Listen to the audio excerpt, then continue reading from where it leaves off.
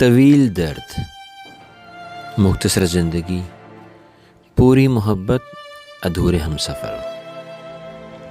सिसकते चिराग, यादों की जुगनू, अंधेरी रातें, खुद से बातें। पूरा चांद, सुलगते अरमान, आज इन सब को भूल कर मरी की दिलकश वादी में तन्हा खड़े सोच रही हूँ।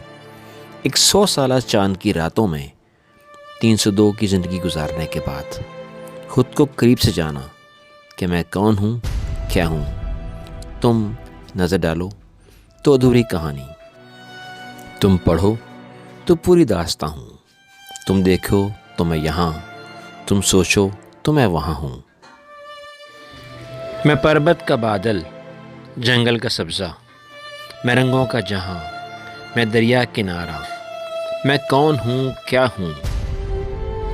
मैं साहिलों की हवा हूँ, मैं साहिलों की हवा हूँ, मैं साहिलों की हवा हूँ।